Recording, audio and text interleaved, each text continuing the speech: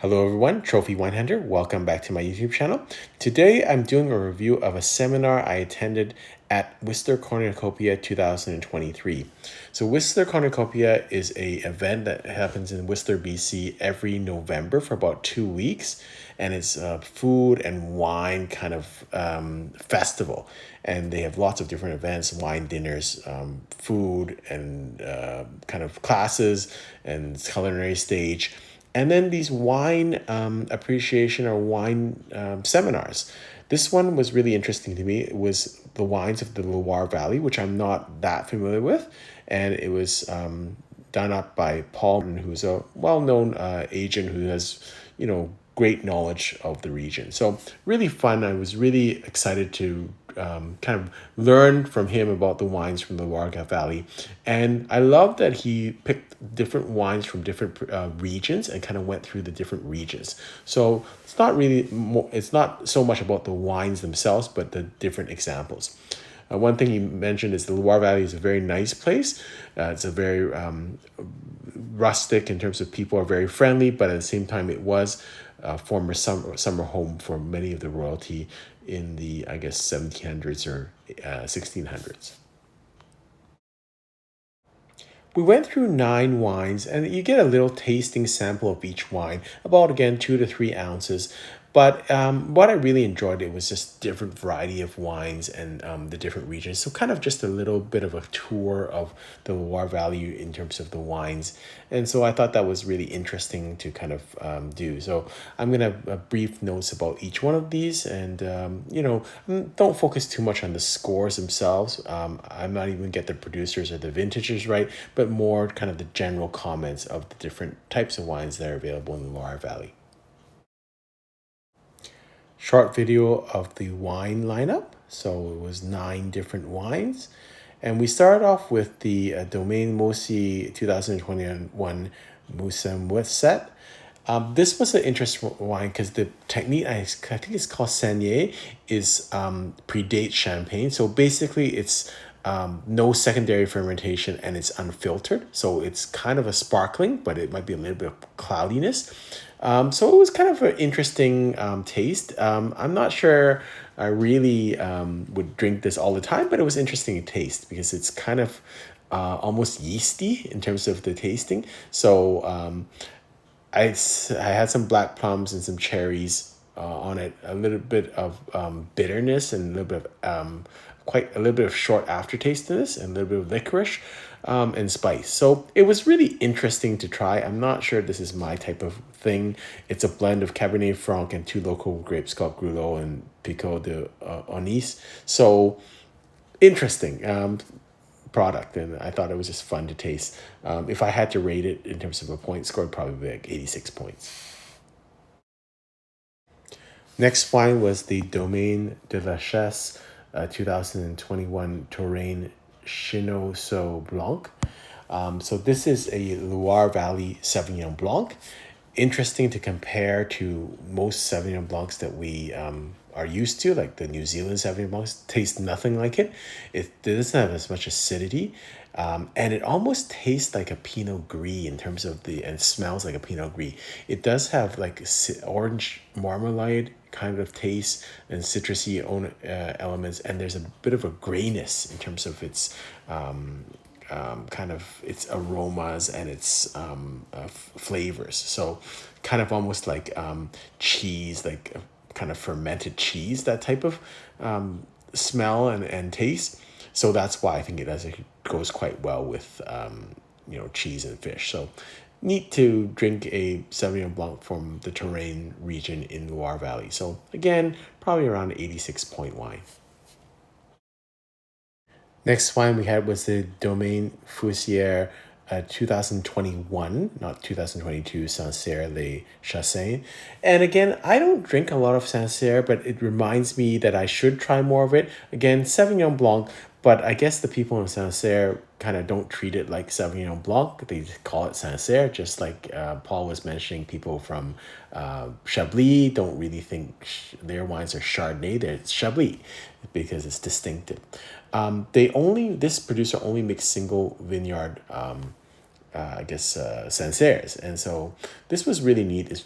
I think the flavor is very much affected by its limestone soils. Very minerally. I like this a little bit better than the previous Sauvignon Blanc wine. Different style completely. That one is a little bit more lighter and more like a Pinot Gris. This one was a little bit heavier, a little bit better weight, and a little bit more mid-palate, and a little bit more floral in terms of the aroma. So a little more complexity. So I thought this was an 87-point wine. This is one of the wines that I really liked of the tasting, one of my favorites, and just reminded me how nice Sancerre is as a wine. Got a little bit of weight, but not extremely complex. So it's really nice to drink, on a summer day or just as, an aperitif wine. Next wine is the Famille Lieubeau 2018 Clisson Muscadet Sevre et Maine sur Lie.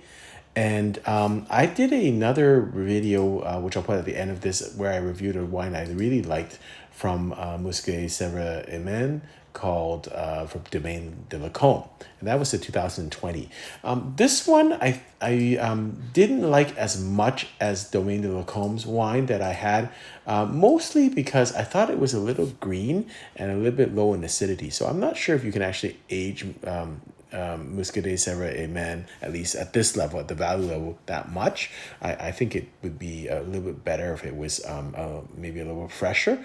I found it creamy, but I preferred the Domaine de la Combe that I had previously reviewed. Just the acidity level was a little bit better. To me, this was 85 points. Grape type is Melon de Bourgogne. It had all the niceness of that in terms of the kind of acacia and the creaminess. I like that, and it's really fine with oysters. I think the Muscadet Sevre Maine with oysters or like raw seafood is really quite a nice match. Next wine is the Domaine de la Loire Vin de France Chenin Blanc 2022. And so this winery, I guess it's from basically the Chinon region in the Loire Valley, but because it doesn't meet the actual requirements of the Chinon appellation, they just have to have a label as General Chenin Blanc. So it's Loire Chenin Blanc, which is kind of neat. Citrusy, a little bit leafy, with a little bit of earthy kind of underbrush type tones. I thought it was neat, and this region, I think Chinon is more known for growing Cabernet Franc, but it was a neat drink. Again, a lot of these wines are wines that I'm not familiar with, that without this type of seminar I wouldn't taste. I'd be going back to my regular Bordeaux or Burgundies, which are actually very nice, but it's always kind of nice to get out of your comfort zone. And even if you discover one new wine that you like or a new region that you like, it's fun. And likewise, if you find regions that you've never drunk, and even if you don't like them or you're not, that's not your style, at least you've tasted it. So I thought it was a really useful tasting. Next wine was my favorite wine of the tasting is Francois and Julien Pinon 2020 Vouvray Sec. Vouvray is a region I really like. This is a dry Vouvray, but to me, Vouvrays are still fruity. So even though it's a dry style, it's like a dry style Riesling, to me it's still fruity and it's not bone dry. So I actually really like this. To me, it has that intensity of peaches and honey. It still is quite young, a wine, and it still needs time. I find Vouvrays need a lot of time, but it's perfect match for like more stinky or aromatic cheeses, like blue cheeses. There's some earthiness on the aroma. So this was my favorite wine of the tasting, and I would give it 88 points. Next wine is Monmousseau's 2020 Rosé d'Anjou, blend of Goulot and Gamay Noir grapes. And I like this. It was kind of nice and light as comparison to the rosé I had at a recent dinner with Tinhorn Creek. That was a little bit more a food rosé that had a little bit more weight. This one is still nice too. I enjoyed this wine also, but a different style. Very nice, simple and light. I think this would be more a summer sipper, but very pleasant. Floral, rose, strawberries. I really liked it. So my rating would be 86 points on this wine. Next wine is from Domaine de la. It's their Chinon wine, and 2022. And this is an unoaked Cab Franc, which is kind of another wine that I would not normally have, but really interesting. It reminded me, because it's like quite astringent. It reminded me of Alsace red wines, which I know are not made with Cab Franc or are made with Pinot Noir, but it had that same type of feel, the astringency, the austerity, but the black cherry remind me quite a bit of Alsace red wines. A little bit of greenness. I think this is a really interesting wine, and again, it's like Alsace red wines. It takes a bit of time to get used to the taste because it's unoaked. So for me, it's an 85-point wine, but it's really interesting. Last wine we had was another Cabernet Franc from the Saumur region. It's the Epinats 2021. This one is, to me, a more familiar type wine because it was oaked. So a bit, I thought it had a bit of better balance, and it had some bell peppers on the aftertaste. Still very similar rating to the Domaine LR, but I think it's more familiar in terms of the taste. All in all, spectacular tasting. The wine that I enjoyed the most was the dry Vouvray. But, the Sancerre reminded me I should drink Sancerre more because it's so delicious. The really interesting wines were the first kind of sparkling, the unoaked Cab Franc. These are things that I just really enjoy tasting. It's just weird, and it kind of opens your eyes to what can be made. Not my cup of tea, but it's still interesting nevertheless, and helps you to distinguish different flavors that you're not used to. So I just think it's just a neat thing to do, to taste that. And then at Whistler Cornucopia, you have such great presenters who are knowledgeable and not uppity, not stuck up, not pretentious. They just like to teach in a very casual way and very down to earth way. So I really enjoyed the seminar from Paul, and I hope you've enjoyed this video. Until next time, happy drinking.